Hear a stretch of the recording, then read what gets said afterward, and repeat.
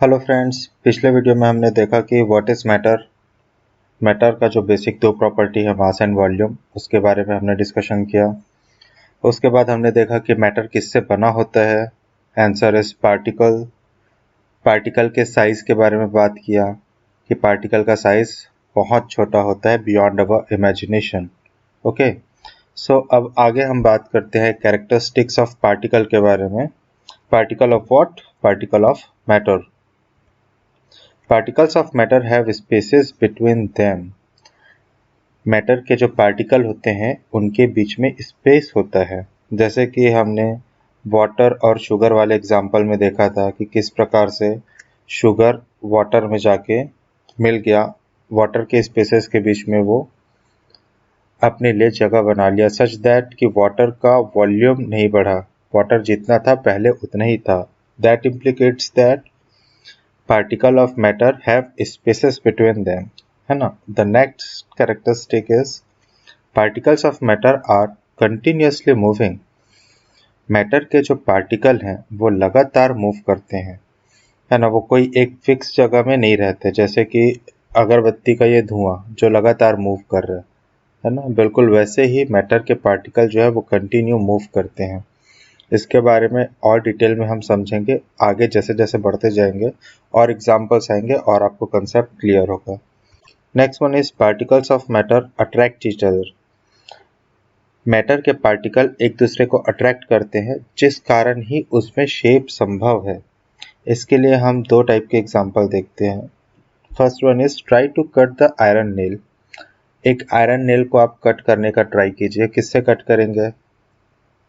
घर में चाकू रखा है उससे कट करने का ट्राई कीजिए, हार्डली कट हो पाएगा, छोटा मोटा डेंट पड़ेगा उस पे, है ना।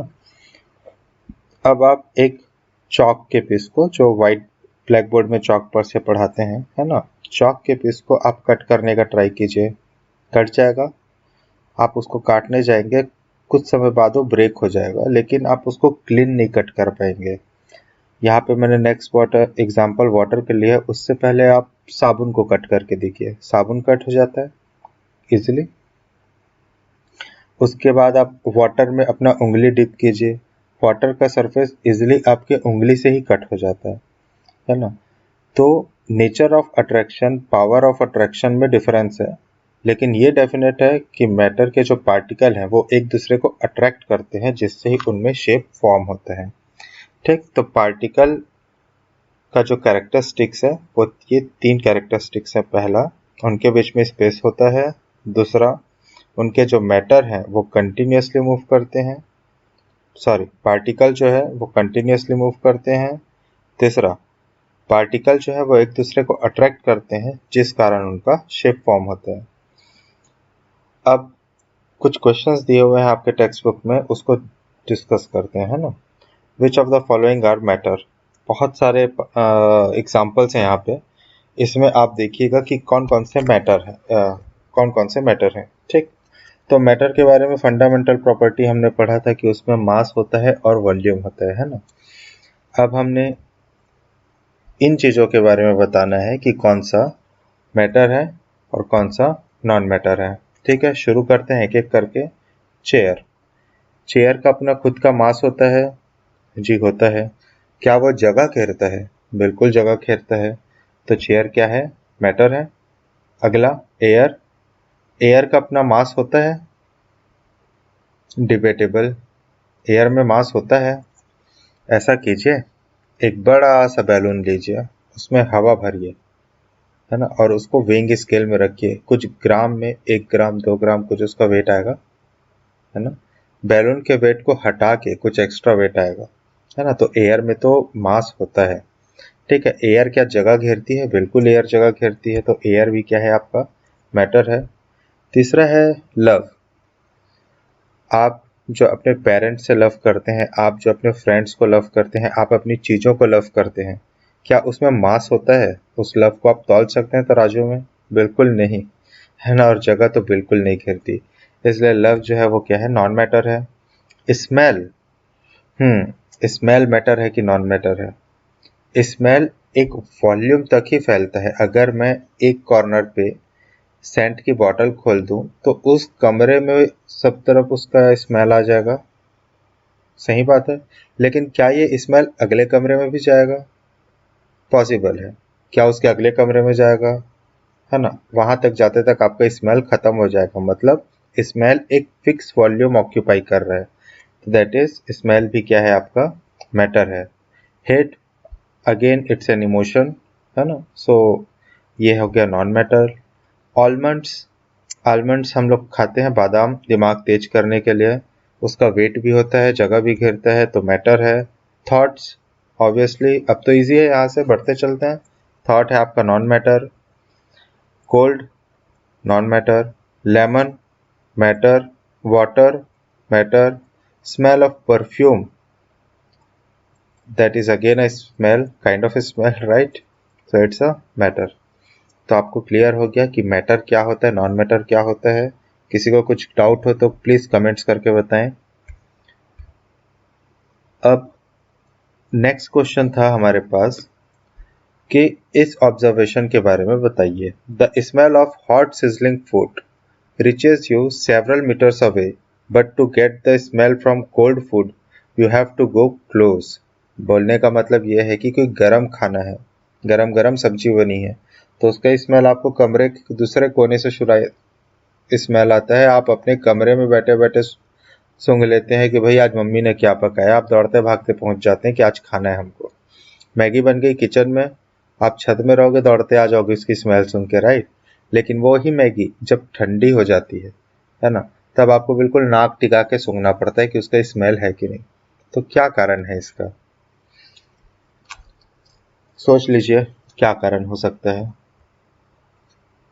आंसर बहुत ही ऑब्वियस है कि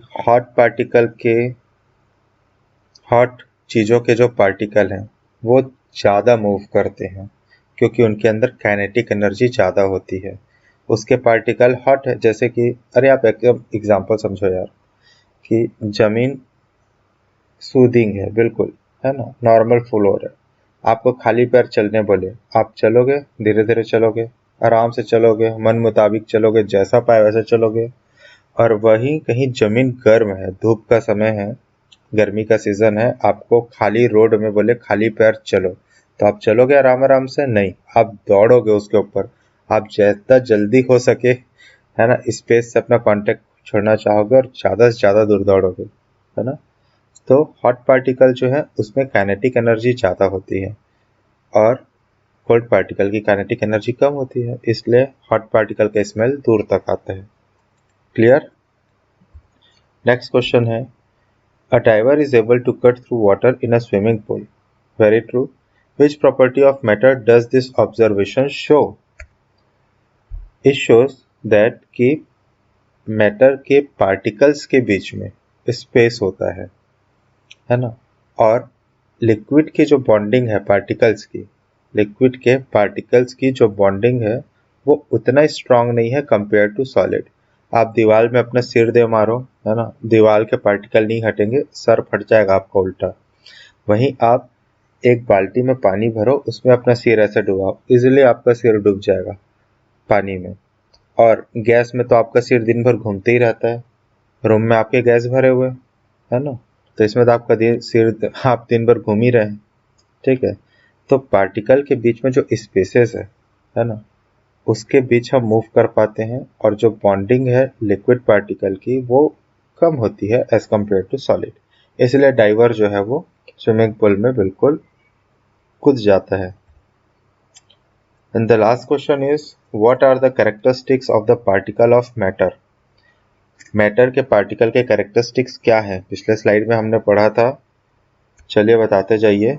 particle of matter have spaces between them, particle of matter are continuously moving, particle of matter attract each other.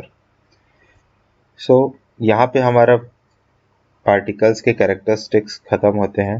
अब नेक्स्ट वीडियो में हम लोग पढ़ेंगे states of matter, states of matter की उनके बीच के जो फोर्सेस हैं, उनका जो बॉन्डिंग है, उसके हिसाब से मैटर कितने स्टेट्स में मिलता है। अभी तक के लेक्चर में किसी को कुछ डाउट हो तो प्लीज़ कमेंट्स करके बताएं, और लेक्चर्स कैसा लग रहा है प्लीज़ अपने रिव्यूज़ भी कमेंट करके बताएं। Thank you.